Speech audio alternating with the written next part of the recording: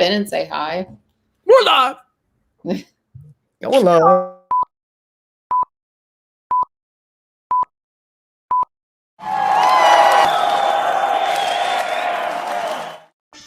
Woo! You! I'm looking live. Oh my gosh, we're doing live animals. Woo! Oh, I got an animal. We are live, folks. Are we going animals today? I got one. I thought Lolo was coming I on. got Alexine, do you have an animal? We need it's animal I don't know day. who he is. He's nearby. Oh, we're going pet day. Middle of July. I'm bringing in some female, yo. Mia. Dropping animals suddenly. That was like with no warning. You mixed that in there. She just came up. I got to shut the door real quick. Oh, he's out. Why can't look? This is a mess. The start of the show shut is the a door. mess. Cat ran in. You would think we would know what we're doing. We've done this a while and that we'd be no, but it's complete chaos. Kelly's late. That the producer's late with the intro. The pets show up. Is Dre coming? Is she showing up or Who? where's she going? Who? Andrea. Who's that? She used to come here like on Wednesdays, 12 noon Eastern time. Today we're doing female empowerment. Alexine Mudawar is going to be here, one of the best A's in the country. And so super blessed. And then on this day of woman empowerment, Andrea decides to bail. I mean, who is organizing the logistics for this operation? Who approved the PTO, Jack? You should have looked at the calendar that day. You try. Steve and I are going to try to not mess this up. In today's somewhat sensitive culture, there is an opportunity that we might be off the air. This could be it. But if we make it through today, we will actually be next week, Steve, we're going to do a webinar, right? So that's the plan. Yeah. Really excited to tell the audience about that. So next Wednesday, same time, 12 noon Eastern time. Oh, love the graphic. Christmas in July. So for those that know, SLED, State, Local, and Education receives their fiscal funding July. So that is when they spend the most money. So last month, I should say, we did the webinar as far as selling to schools when they were getting all that stimulus money. But July is every year in and out. That's when they get their funds. That's when they spend. So we're going to teach you some tips and tricks on how to capitalize and win your share of that market. Ton of money. Normally, in July, the state and local agencies will spend 3 times as much money. Yeah. As they do every other month. And we'll show you some of that data. But really more importantly, we're going to show you how to win some deals in the near term. And so our little mantra is Gov deals in days. I think that bothers a lot of people. And so I think that's why we keep to it. Just kidding. We put that out there because the government does do deals much quicker than the stereotype. You hear about, I got to go 6 to 9 months. It's a bid and RFP. You got to register and all these things. And so there are a myriad of ways. We're going to kind of walk through how the government is supposed to buy and then how they really buy. Yeah. And then a bunch of carve-outs. There's about 10 different ways the government buys really, really, really quickly. And so we want to walk through all those because right now they have a ton of money. And we all know with COVID and all the changes in our society and work from home and there's just a lot of new things the government's purchasing, never purchased before, looking at. And so just want to try to share as much of that as possible and get some of the new fiscal year money into everyone's hands ASAP. Good. Any other thoughts, Steve? You want to introduce yourself? Tell people about GSU, yourself, your job, big things, Mia, anything else before we bring on our guest? I'm too humble for all that, Jack. I know we have this platform, right? I'm excited to talk about women today. So let's get into our guest, Jack. You want to introduce our first misstep right there. I'm excited to talk about women today. Is that not appropriate? Come on. I don't know. We gotta. After the show, we'll get a report card. If there's a line, let me know if I cross it. I'm sure we're already over that. So let's bring on Alexine Mudawar, who's Major Global Executive, displayer, and co-founder of the Women in Sales Club. Alexine, thanks for being on the show. Thank you. Thank you. The energy.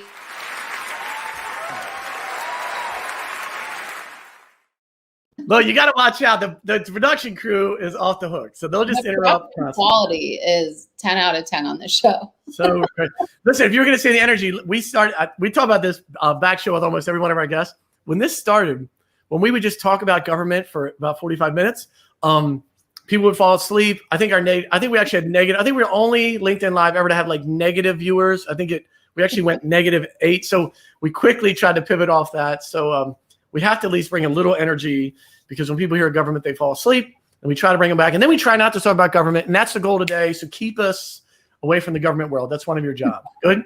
Cool. All right. Can you tell folks a little bit about your background? Maybe a couple folks that may not know about you, and just share. By the way, Alexine, hopefully she'll mix it in. Been in the President's Club, one of the top 100 LinkedIn sales stars, won a ton of awards, making really things happen. And so I'm super, super blessed to have her in. And so hopefully, again, she will hit on some of those. But just want to, this is not your average sales AE person making big things happen outside Chicago. Thank you. Thanks so much. Yeah. So, like you said, I'm Alexine Mudawar. I'm a major account executive. I've spent the last 8+ years in really full cycle sales. I did a couple roles like kind of in there of SDR management, and I also did ran kind of a field sales program. But I've always really stayed with the individual contributor role. I love it. I'm a prospecting geek. I love all things sales, and I'm very involved in a lot of communities, including our Women in Sales Club, but also Thursday Night Sales. So you'll usually find me somewhere with some community in my quote unquote free time, which doesn't exist, talking to other salespeople. Yes. If you have questions for her, you can put them in the link below. We'll get to them during the show. I'd love to really segment the interview in kind of 2 things. I'd love to talk about sales and its nuances. You mentioned prospecting, and then you do a lot of outreach. And I'd love to talk about the Women in Sales Club and the sales, the nightclub, and those things would be great, because not everyone wants to give back. I know you also, I think, teach a course as well. And so I'd love to talk both of those. But I just want to jump right in to like, hey, you mentioned you handle the full cycle of sales. And I think as I've heard some of your previous interviews and talking to you, it's like, hey, once we have this thing in sales, once we reach a certain level, we're done. I don't have to prospect. That's SDR work. I'm here. I'm just a closer. I sit back here with my feet up, and I'll come in, at the end, hero time. And so can you just share some of the things that help you be successful in your perspective on kind of the prospecting and how to be a successful kind of AE in the long term? Yeah. So I think there's definitely this piece around, we have like these closers only reps that are like, I'm just going to take the deal from like an SDR and move it forward. And that's fine. And it works for some companies. I think depending on what type of company you're in, I've worked predominantly with startups. So I am my own SDR. I am my own AE. Right now I'm my own CS, SC, SE. It's C, like every acronym in the book, role. And I've done this before. So I think for me, I have a very low ego about prospecting. And I shared this week actually with someone I was talking to. Prospecting for me is so second nature at this point. Like when I go to start at a new company, that's the one piece that stays the same. So my anxiety around prospecting is actually so low, because it's just like, it's a one piece of the role that's comfortable in a way for me. It doesn't change. The types of prospecting we can do, the avenues we can choose to use, those change. And we think of new creative ways over the years, but like the activity itself really stays company after company. So I have a very low ego.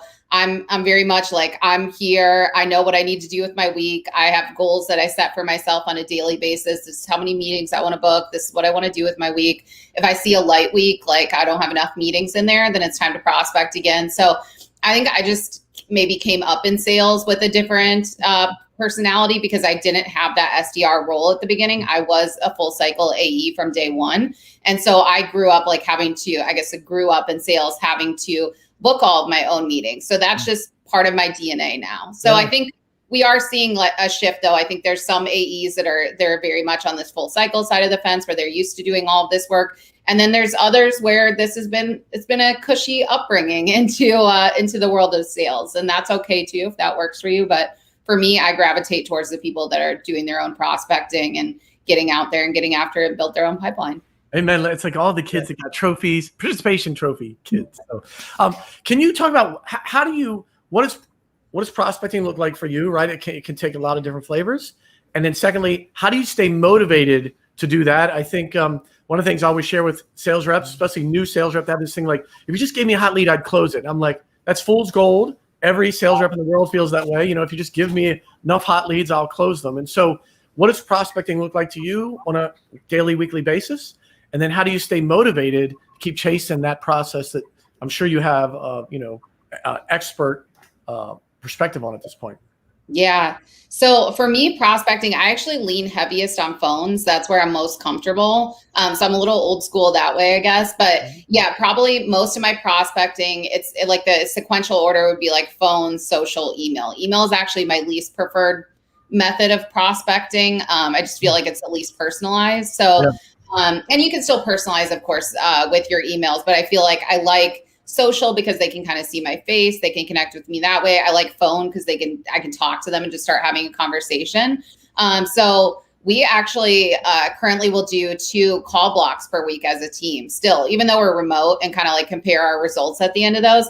I really like that. I think it's kind of cheesy. I know a lot of people like this far into sales would not be about that, but it's like 2 hours, Tuesday, Thursday, whatever. It's not the biggest chunk that it's taking out of your week. If you have a meeting, you can kind of, do that instead if you need to. But for me, I really like having those blocks. I think it kind of got me back in that mindset of like, it's like the eat the frog analogy. Like you do that hardest thing first thing in the morning, those 2 days. Swallow the toad. Yeah. And then you're like done with it. So I think for me, I'm very much into the time blocking mindset. Like I like to have specific intervals where I'm really focused. I'm also really big about even like all the admin activity, just keeping it outside of my work hours, because I think that can really bog you down. So for me, it's a lot of phone calls. If I'm going to be honest, I think that's really what it comes down to for my prospecting. I love it. Look, I love it because people are like, phone call's dead. You're like, no. I always say, yeah. I'm like, yeah, it is. Because then I want to do all that. I want to be able to still call the companies. So whatever salespeople are like, oh yeah, cold calling's dead, wasted time. Like, yeah, it definitely is. Like, I'm going to keep calling those things. Right. You go over there. I'll be over here making money. Right. Yeah. And it's not like, every day doesn't look the same. Like there are days where I'll have like 5 demos. It's like, am I going to be able to get 2 hours of prospecting in plus my 5 demos, plus all my follow-ups and my proof of concept, stuff like that? No. So I try to kind of use my time wisely and like choose whatever intervals of time. Like if I see that I have an hour or 2 in between things, that's a really good time for me to just get a prospecting block in and just chop through that. So I think there's, I kind of also have to base what my prospecting looks like with the ebb and flow of my week. And the other thing too is what's interesting with sales is, of course, if you have a really heavy demo week, then you have like a soft week the next week because you spent so much time doing your demos and then you didn't prospect, and then now you don't have enough demos next week. So I try to kind of keep everything very even keel. So that way I don't have like these drop off weeks where there's just nothing, because that's not good. That's the death, right, of the sales process. Yeah. So when it comes to that, I call it sales math, right? You try to figure out how to balance your time, and you're like, all right, I got to prospect 100 leads. Out of those 100 leads, I'll get, 20 demos. Out of those 20 demos, 5 will close, and so forth. What is it? Are you able to share your math? What do you have? Do you know those numbers? Like works? I know every industry is different, but what ballpark for folks that are doing it? Like, do you know your math? Like X number of calls get you X number of leads, get you X number of demos. Like, what are those just as a benchmark? So I won't have like the exact benchmark here, but what I would say is what I'm aiming for on a weekly basis all in is at least 500 touches. So that's heavy for a full cycle AE, I feel like. But that's a lot of emails. Like some of those are quick emails where I'm just kind of like corresponding. So I kind of calculate everything together. But the way that I look at goals, to your point, Stephen, is I will back into it. So say, whatever your goal for the year is $1 million. And then you break that into 4 chunks, 250K. Then you break that into 3 pieces. You just keep walking backwards. Now you're at like 83, whatever. So then from there you back up again and you say, how many of these committed deals does it take for me to win one? And then I can estimate based on that. Then I back up and I say, how many of these proof of concepts will lead to a committed deal? And then how many of my demos lead to a proof of concept? How many of my discovery calls lead to demo?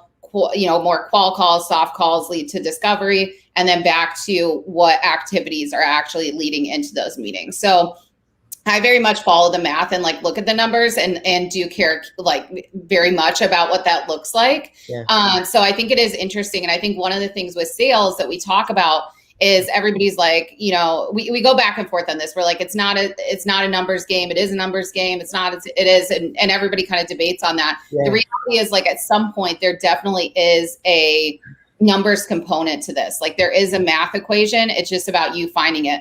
But the other interesting thing is, and I do these plans every year to kind of decide like how many activities I'm going to do to get to my target. It changes though. So like, especially, like last year I was ramping in a newer role.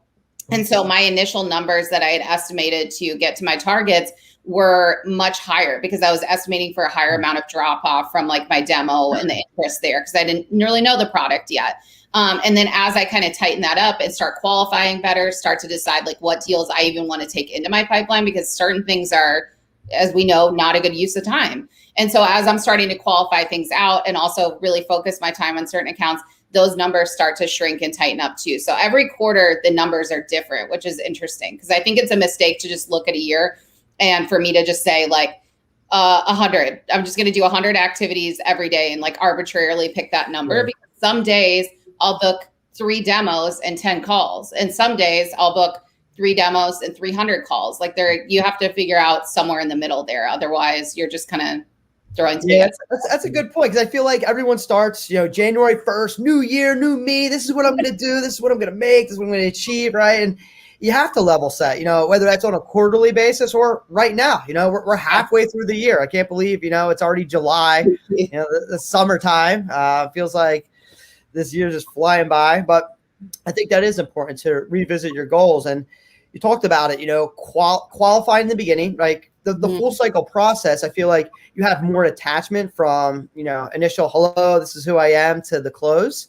Yeah. So when you take the first step of getting your appointment, they do the demo, that middle phase, can you share like some tips that you have done? Because I know you always achieve your sales quotas and been kicking some butt on like, secret tips that have helped you do an awesome SaaS demo. I know like that's your wheelhouse in technology. So what are some things that make you shine above the rest of the companies out there?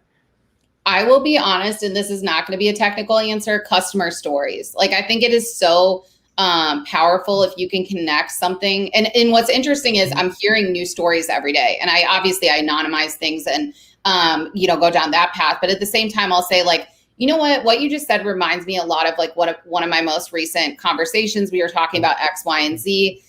Here's what we I want to show you one thing that really stood out to them. And you tell me if that really matches up to what you're thinking. So I think like customer stories are key. I also think, so we actually took over demoing our product in the last few months here. So that was a pretty recent change that took place within my organization. And that was a big shift because previously we did have kind of a resource that would sort of help with more of the technical demos. So definitely like a painful time of having to learn and like get to know that talk track from start to finish. I think for me, like the biggest piece of advice is like the more reps, the better. So like the more you can practice and really get to know that demo talk track and practice, rehearse, fumble, get questions you don't know the answer to, have to go back to your team, find the answer, come back to the client. The more of those reps you can get through, the better. So I think there was one week where I think I had like in one day, I had like 6 demos. Like we were like first kicking it off and I was not okay. Like that was a rough day, but I knocked through so many questions and I was like, I'm not going to have these questions again. So I think like my biggest piece of advice is like, figure out if your company has a script for you, great. If you need to create your own, figure out what are kind of some of the main aspects of your platform that you want to showcase. Figure out customer stories, at least learn like a certain subset of customer stories that you can always reference. And then get used to the fact that like you may not know the answer to every question. The worst thing we do as salespeople is like fumble through and we're like, well, I think like, or I know and they're like, what the hell is this person talking about? So I think like the best thing we can do is say, you know what, I don't know the answer to that. And I think I have a resource internally that would be fantastic. They actually have a background in market research for 10 plus years. So I'm going to talk to them. And then let's set up 30 minutes after this call so that we can then come back together, answer a few more of these questions, see what other questions have come back by then. And I think that's an integral piece too, is we forget about, I mean, it's so cheesy and old school, but like next steps on the calendar. Like, I think that's one of the biggest gaps. And I was looking, Max from Outreach just did a poll. And I don't know if you guys saw that, but it was basically like, what is the biggest, I forget the verbiage on it, so I'm going to slaughter it, but it was basically like, what is the biggest miss for salespeople like within the closing process? And it was like, and I knew what the answer was going to be when I voted on it, but it was like follow up and like the ability to like properly follow up, which just comes as no surprise. So I think that piece too, like the ability to actually like have some takeaway questions and then come back to your client either in the form of a meeting or with those answers. Like that is key. I think we overthink sometimes, like we're like, let me show them all the technical aspects of my platform, start to finish, every detail. They don't need that, but they do need you to like actually follow through and like do what you say you're going to do and send the follow-up email. And I think that's actually like one of the biggest, sadly, lapses that we have as salespeople. Oh yeah. Listen, preach. Like all those things hit home over here. Steven knows that. I love, like, I don't have the answer. I'll get back to you. I think that builds so much in a relationship because sales reps, we always want to feel like we have an answer. Be like, hey, I don't know. I've never heard that. I'm new. I'll let you know. Like, I think that goes so far to building, relationship. I think it's amazing. So, and then I also love when I deal with one of my folks and they go, oh, I have a deal coming next week. You're like, well, when you're talking to them, I don't know. They said just call anytime next week. I go, oh, that's not coming. That's not a deal. Like, it's not. Around here, if it's not on their calendar, it's not real. So I love both those. Hey, I have two very, very specific things. I want to go back once. You mentioned 500. Just for audience, are you saying that on average, give and take a little, but on average, it's 500 new outreaches a week, combining all of your that's kind of your ballpark that you use? That's my goal, is to hit 500 a week between call, email, social, anything else that goes along with that. Sometimes, I guess like I do pile in like my net new meetings into that too, but it's like, that's not going to be like 70 or something in a week necessarily. So it doesn't fluff the number too much, but yeah, it's a mix of everything. And it's not to say I hit it every week. And there's some weeks that I like go over and beyond. So it's just kind of what can I get done? And I think like part of sales too, it's a race against the clock. Like, I think I've realized that a lot in the last few years. I just have like and I think because of my involvement with like outside groups and some of this other stuff, I have such a finite amount of time in the day. And so I just feel like this race against the clock, like the second, like 8:30 a.m. I'm not a morning person, so I'm not getting up at 7. I'm just not doing it, but I will do like emails at night because I'm a night owl. But it just feels like there's this race against the clock as soon as we start the day. And I'm like, like, what can I get done? How do I organize it? How quickly and efficiently can I get through stuff? How do I get all this admin junk like off my calendar into the end of my day, so it's not even part of my work day? So there's a lot of like project management skills that I didn't realize until like probably 2 to 3 years ago. I was like, this is a really integral skill set that I avoided for many years and was still successful. But I think back and I'm like, I probably would have been a lot more successful had I started to incorporate some of this mindset earlier. Can you, I love that. Can you share, you mentioned block time. What is when you think about it, let's say it's Sunday night or whatever, Monday morning. And let's say if you say, I got 2 hours Tuesday morning, 2 hours Thursday morning, is that for prospecting, just say, or calling, is that rock solid? Or if a prospect comes in, will you compromise on that? What are your, like, is it so important? I'm never going to move it because that's the core of my business. Do you have some flexibility? So when you talk about blocking time, how do you, what things, are there anything that you lock in and they're not movable, or is everything a little flexible and you try to get it all done in a kind of 5-day window? So. Yeah, the Tuesday, Thursday, I try to leave it alone. If there's like a mission critical meeting or like a deal that's going to close, like obviously I'm going to make an adjustment as needed. But for the most part, I try to leave Tuesday, Thursday alone and like let those morning blocks stay where they are. The other thing that I do, we talk a lot about like the color blocking. And it's so funny because I know a lot of people use like red, yellow, green. And like the red for me is very jarring and like anxiety inducing. So I use like an aqua, purple, pink, like blue, light blue, whatever, because it's like more pleasing. So every week, like one of the things I do is I take a look at my entire week. And I'm like, if I'm seeing a lot of, like, I have one color for internal meetings, for instance. And if I'm seeing like a predominant number of internal meetings, then I start like scrapping some of those. Like, I'm like, I can't do all of these. This is too much. And this is not selling time. Same for my external stuff. Like, my co-founder, Gabrielle Blackwell, and we made kind of an agreement that if we can, we will try to keep, certain events off our calendar or at lunchtime. And that was kind of like our, but for the ones that we're doing together, most of those are like either 7:30 or 8 a.m., which is tough for me, or after 5 p.m. Central Time. And so that we're doing a lot of recording and stuff at night too, for that reason. So I can leave my day alone. So it's tough. It's just, it's hard. You have a finite amount of hours. And when they're gone, they're gone. So it's very hard to like figure out when to block things in. But that's why I think these blocks help a lot. Because it's like, I have also created a system where I have my non-negotiable tasks for the day. So those are like the ones that like I'm not going to sleep until these get done. And there have been many nights where I'm up at like 11:45 p.m. like finishing my last 2 emails because I left it to the end of the day. And so I'm trying to avoid those behaviors. So I kind of indicate these things on my calendar. So I'm like, just do this or you're going to be up at 11:45, the misery email. I love that because I think it's like going to the gym. We folks know we should, and then anything to avoid the gym. Oh, I would have gone, but it rained. I got sick, right? I think the same thing with things we don't want to do in sales. We're like, oh, I would have, and so I love locking the times in. Listen, unless there's an emergency, I'm getting these 2 blocks in.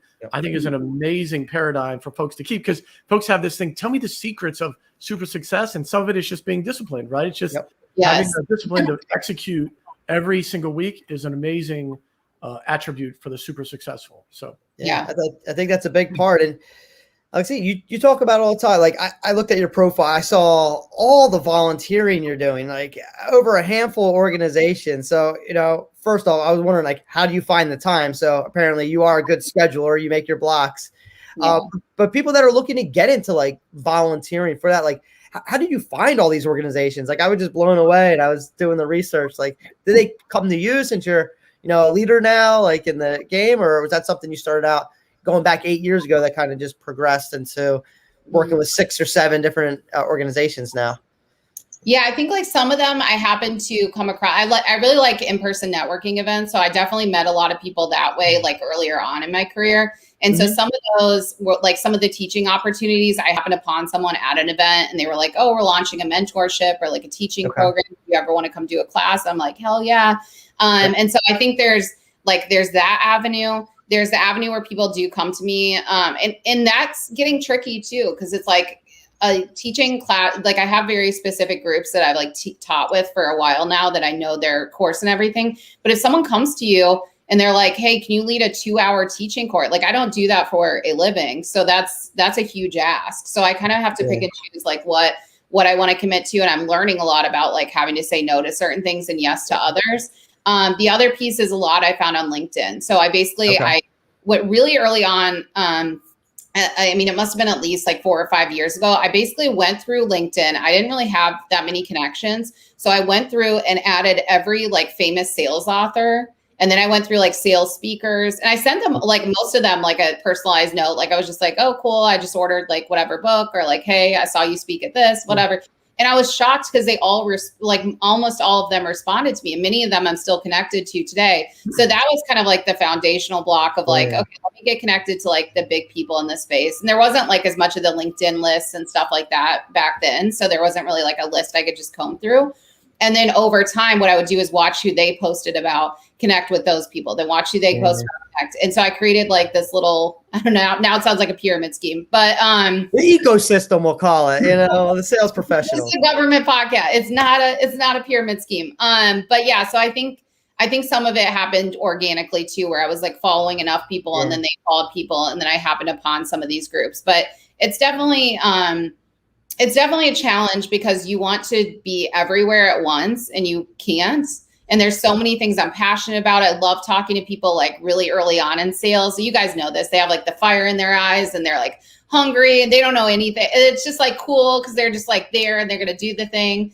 So I see like a lot of myself in them and I get excited about being around folks like that. But then there is a piece where I'm like, I can't do like full scale mentoring for like multiple people now. And so we talk about this idea with the Women in Sales Club, for instance, where we're doing kind of a mentorship at scale program because Gabrielle is super busy too. Like we both have a lot going on. We both have full-time roles.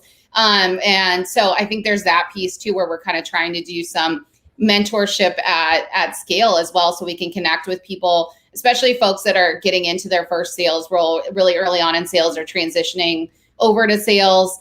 I think that's a really integral piece too. I want to get into the Woman in Sales Club. Let me just do one more functional question, then we'll talk about all the educational and support things you're doing, which is amazing. If you had, my question dovetailed even before you said it, you made it somebody's an SDR. They're doing that just say for 6 months, a year. So they got their chops, right? And now they're going to get an AE role, or they're taking that next step in their company, whatever that looks like. What are the 1 or 2, 3 tips you would give them as they kind of come out of this just kind of calling and kind of rudimentary process? Like what are the 2 or 3 tips you would share with them as they now kind of jump in now, instead of just at their ankles, now they're up to their hips? Any words of wisdom you share with those folks? Like you said, they have the fire in their eye, but they've already done it. They've done the SDR thing, and now they're going to get a little deeper. Anything stick out to you that would help them in the near term? I think like the biggest piece that I see is people, like there's like this separation, and this is why I'm such a big advocate of full cycle sales. There's this separation that gets created between like SDR and AE. And it's like, as soon as I get out of the SDR role, I'm done with it. And then I go to AE, and now I'm doing the AE role. And so I think for me, my biggest piece of advice is like, you're moving into an AE. You're now, like, the way I describe myself is a hybrid SDR/AE. Like, I'm very fine saying that, because I think that you still have to do all those activities that made you successful as an SDR. Maybe you won't have to do, like, say you were doing 120 calls a day. Maybe you don't need to do that. Maybe it's, maybe it's like 50 or 60, whatever that looks like. But at the same time, like, those activities that made you successful in that role will still carry over and make you successful as an AE. So one of the biggest things that I see is when SDRs transition to AE, the prospecting just drops off the face of the earth. They stop prospecting. It's over. And now, because I think we're viewing them as such different roles, when in reality, like, they need to be kind of here and combined. So I think that's like my biggest piece is like, don't be above the prospecting when you move into that AE role, because I'm 8 years in, hasn't changed. So important. Yeah. I think it is that we have this, I graduated.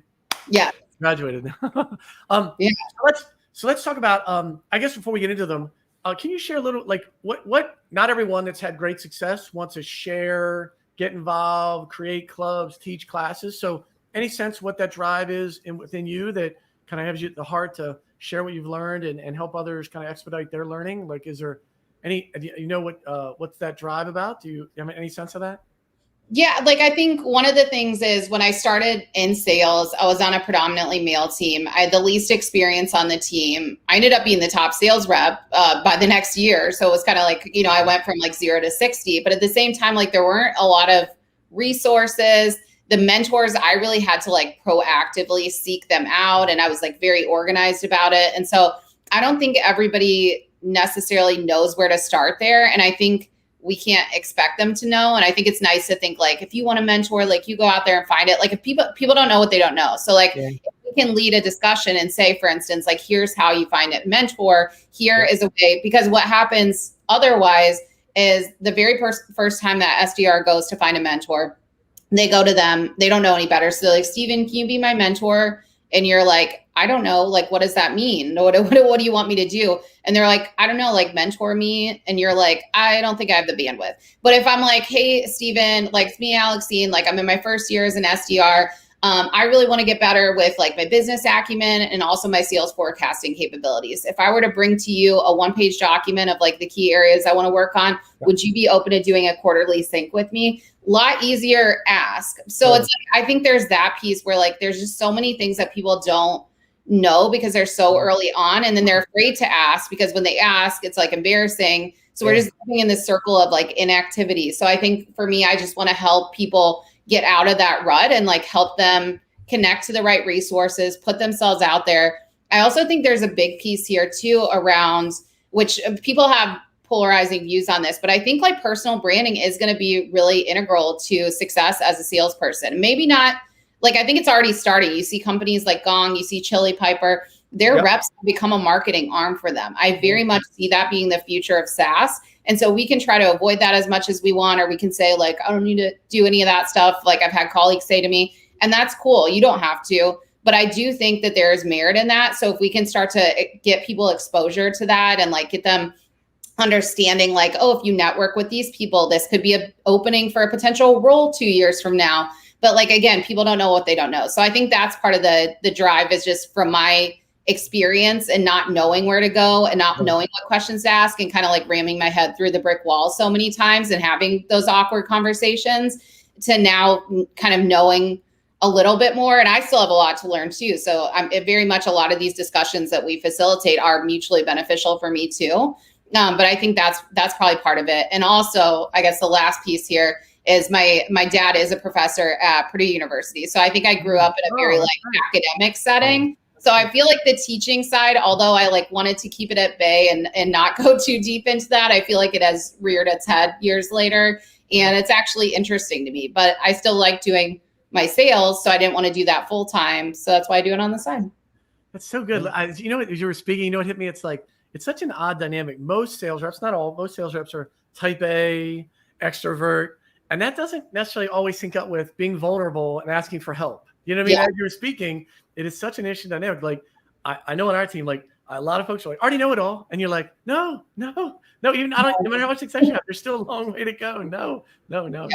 I don't know at all. I certainly don't know at all. And I'm very open about that too. And we're still like, we did a discussion a few weeks ago on ageism, for instance, like super uncomfortable topic, to be honest, to like facilitate. And we had, speakers come through and folks that were kind of sharing stories and different things. But at the same time, like that's a topic I don't feel super well versed on. And so I'm also kind of learning on the go and putting myself in these situations where I am uncomfortable too. Yep. Because I think that's where you grow a lot. Like that discomfort is like a very sweet spot of like, that is you feeling growth. And that's a good thing. Amen. So can you tell folks about Women in Sales Club and that organization, how it came to be, what your focus is? And I know it's doing a lot of great things. Yeah, thank you.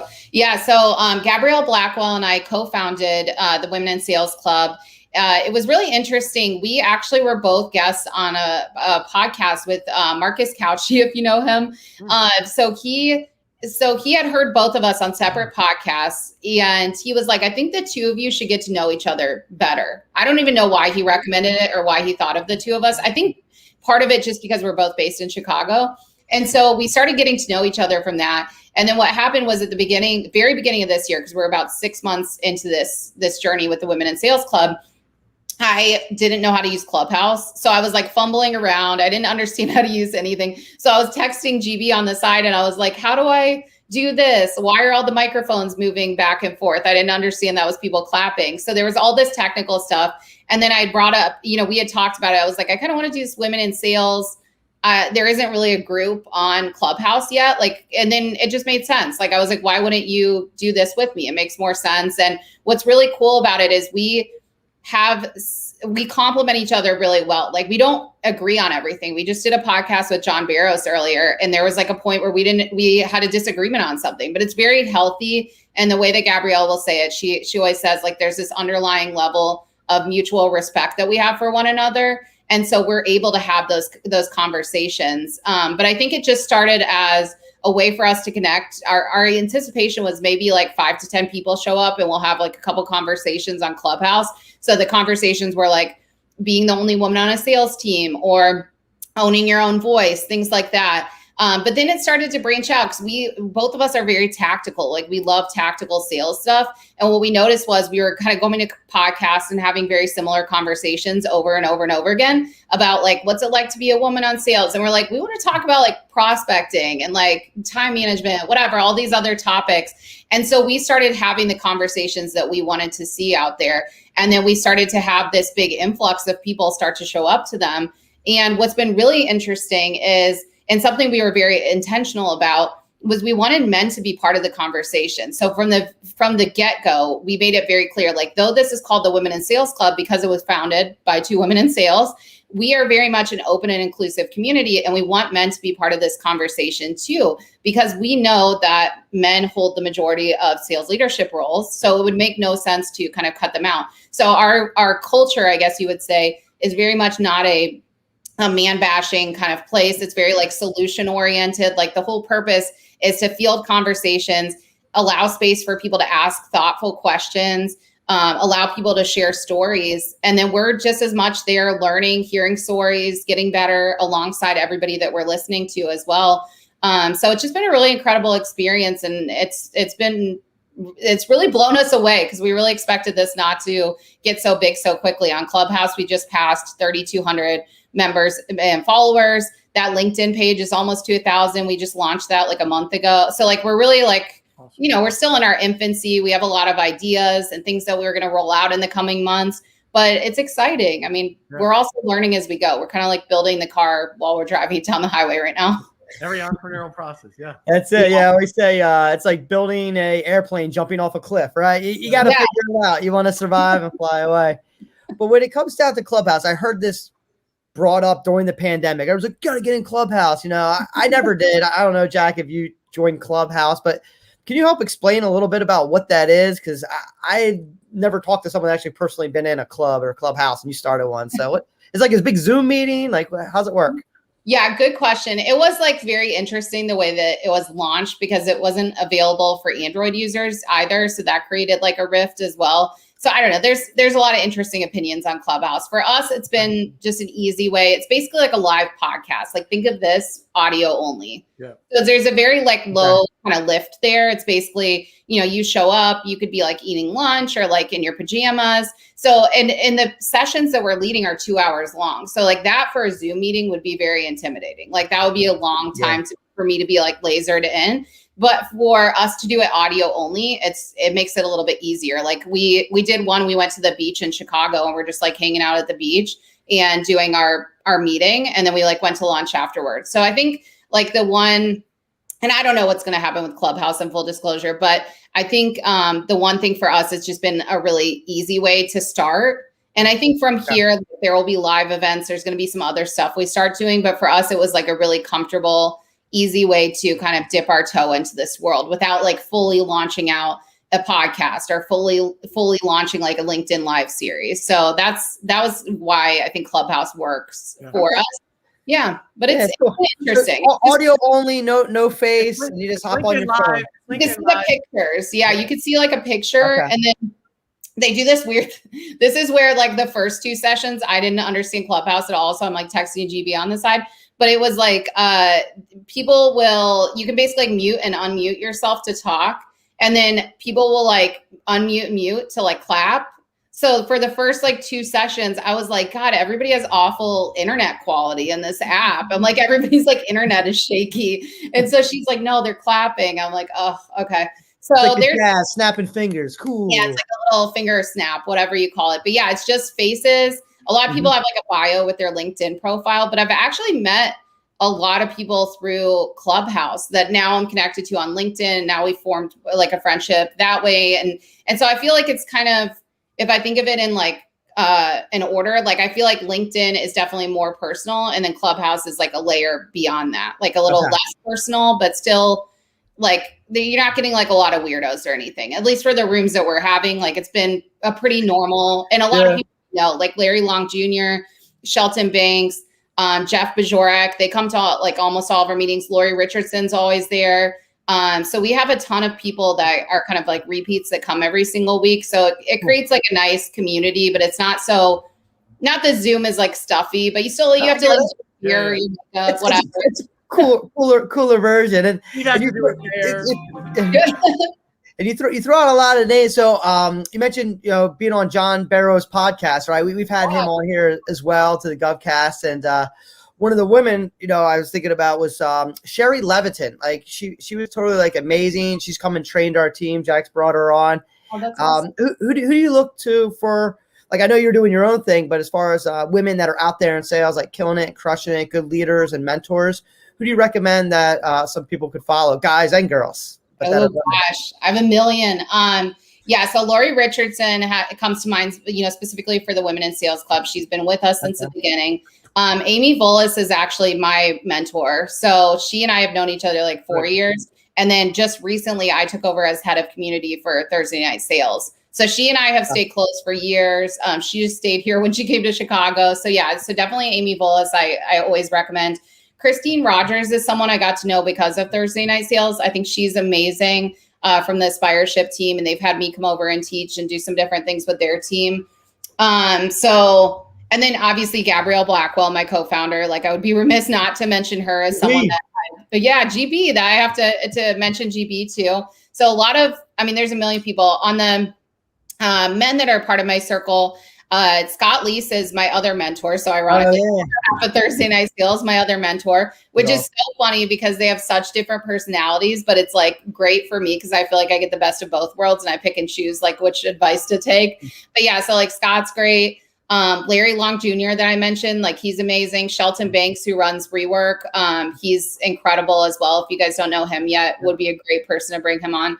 But there's so many people. I just have such admiration for all these people in this field. And I think that's like one of the things when I'm teaching, and I don't know if you guys have experienced this too, but like one of the main questions I'll get, especially with people that are like right out of college, they'll be like, how do you convince people you're not in sales? Or are you embarrassed that you're in sales? And I'm like, absolutely not. And I'm not going to convince people I'm not in sales because I am.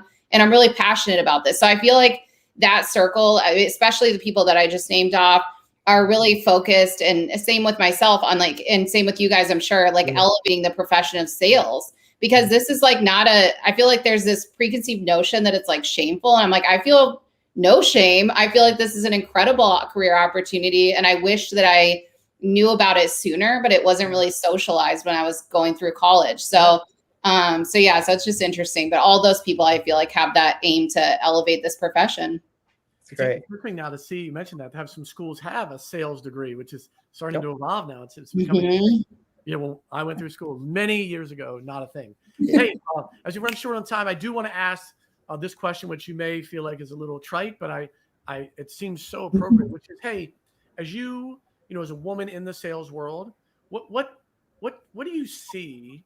What have you experienced that is different? Like if you were, sitting around with a woman only group, what are the maybe good and bad things that you've seen that you feel like are different? There's obviously a numbers, like you mentioned, hey, it's always, I might be the only woman in the room or the only woman on stage. Yeah. So, like, what are the things that you would share with our audience that, hey, as I've grown my career, here's some things I've noticed being a woman in this profession? Yeah, I mean, there's definitely, there's a piece of like just optically, like you have an awareness that you're the only one. Like as soon as I walk in a room, or I was giving an example earlier, like even when I used to go into like conference rooms to sit down, I would notice like all the guys on the team sit together, and I'd be like across the table, and I'm like, what? Like, why does this happen? So I think there's like things like that. There's a really interesting piece that is twofold, which I'm like trying to unpack actually myself. But one side of it is like, as a woman, there's kind of this, I think maybe from the peer level, there's this perception that you won't be as successful, or like you're not as big of a threat. There's also this piece around like, will you have those traits of like the typical feminine characteristics of like nurturing and this and that. And like, I'm very much like more on the male characteristic side. So it's like funny to me because people are like nurturing, like loving, coddling. I'm like, no, not me. So I think there's like that preconceived notion that always exists, and that goes back to like childhood. But the other thing that I think is interesting on kind of the flip side of one of the points I made is this comes from the leadership level. I think there's like a higher expectation of what you can, like, it's almost like you're held to a higher standard. And that's really interesting to me because you have like the peer side that's like, I don't see you as a threat, whatever. Then you have like the leadership side that's like, we expect this out of you. Or it's almost like I've had people in the same role as me, and the expectations on me are much higher, or I'm given a higher quota, or there's like weird nuances like that are very interesting to kind of track. So I don't really know what to do with that, but it's one of those themes that I think about often when I'm thinking about, why are we in the same title and why is the bar so much higher? And so, of course, I always try to, go above and beyond. But it's like if the bar for me is set at 300 and someone else is at 100, I'm going 3x to get to the same place. And we're, so it's just interesting. Yeah. But I think there's a lot there. But I do see being a woman in this field as something really empowering too. Like we know, as we look at the data that Gong's put out, women are very successful in sales. We do have these skills like listening that are very strong that we know will make us more successful in this field. So what I see is I see a lot of work that we need to do as like a tech sales community as a whole to like help make these teams more diverse in many ways, not just gender. But I also see, I don't know, there's just, there's also an opportunity there. Like there's a lot of women who have chosen not to go into this field or have felt that there's a lot of bro culture, but there's a lot of women that could be really successful in this field. So that's what gets me excited, is like the thought that there is like this pool of women out there that we could but like bring into this this circle and find financial freedom, find the ability to have the life that you want, the ability to have autonomy over all these different aspects of your life. So I see a really cool opportunity in front of us, but I also see a lot of work as well. Sure. I love it. And our internal team, one of our top sales reps we brought them out of the HR role and brought them into sales, and she's crushing it. And so it's really amazing. Just want to encourage you to, I think that's a big part of it. You see it a lot in sports because it's so public about, how can we grow the minority community or more coaches or more GMs? And it's the access piece, right? How do we get them into the pool? Because once they're there, they, are super, super successful. That's certainly been the case within our company. So, Alexine, thank you so much for your time. How can what's the best way to reach out to you, connect with you? What are all the ways people can find you in the world? Yeah, not too many exciting ways. But LinkedIn, you can message me directly through Alexine Mudawar on LinkedIn. We also have our Women in Sales page, which we're really trying to grow our viewership with. So please follow that page for any of our upcoming events. It's right here on the screen. Yeah. And then lastly, our Clubhouse room. You can follow the Women in Sales Club on Clubhouse, and then you'll get updates for any of our upcoming events. But those are from 2 to 4 p.m. Central Time every Saturday on Clubhouse. Wow. On Saturday. That's super cool. Super. Steve, yeah. Any last things? What's that? No, it's been great. And I've been seeing a big shift, right? The movement is happening. I was reading an article prior with HP Hewlett Packard. Yeah. And they said 30% of the women are in leadership roles, and they have the goal of 50%. So it's kind of balancing it, right? Got it, girl. Because, it also comes from the top down, right? And that's where you want to do is grow up that ladder and have those opportunities. It's just cool to see like these big Fortune 500 companies putting a focus on, I think they called it human rights goals, because there's all this diversity and inclusion, but I'm just putting women up there. So keep on doing the good thing. And I think there's big changes happening in the future to balance it. And then who knows, right, Jack? Then it'll swing the other way. Then we got to start a men in sales crew, and then we got to get it up again. I don't see that will be a best case scenario problem. We got to get to the middle. I was gonna say. But yes, I look forward to the day that takes place. And also for when women are happy in those roles, just getting people in seats isn't going to be enough. Like we also want people to find successful careers and career growth, which is key. So I think that'll be really exciting to watch. I'm excited to be part of it. Great. Thank you so much for joining us, Alexine Mudawar. Thank you so much for your time. Please success to you. God bless you. Doing great things. Thank you. Thank you so much for your time and energy. Stay safe. It's awesome. That was so great. Yeah. I listen internally here, a little peek behind the scenes.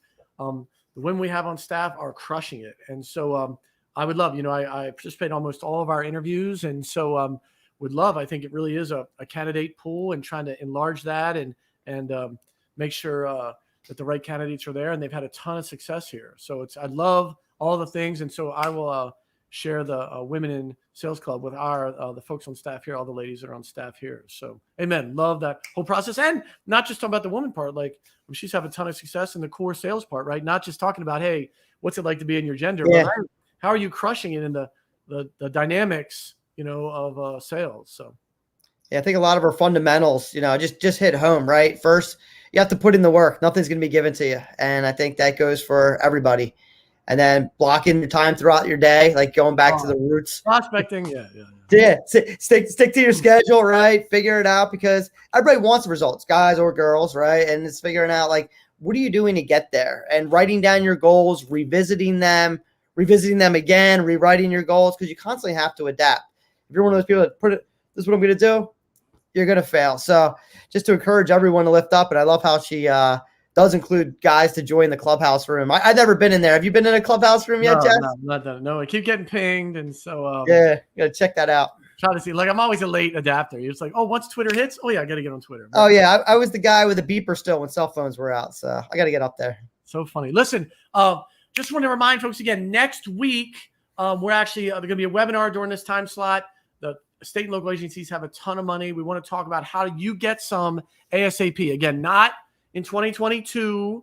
We want to talk about, hey, how can you get some of that money now? The state and local agencies just started. 46 of the 50 states just got all their money. We're going to spend a ton of it here in the near term, and we want to share with you how to get some ASAP. So join us next week, the same time slot, noon next week. We're going to talk about Christmas in July. We'll have my Santa hat on. We'll see you then next week, noon, Christmas in July. Get out of here. Now is the time. Thank you. Great show.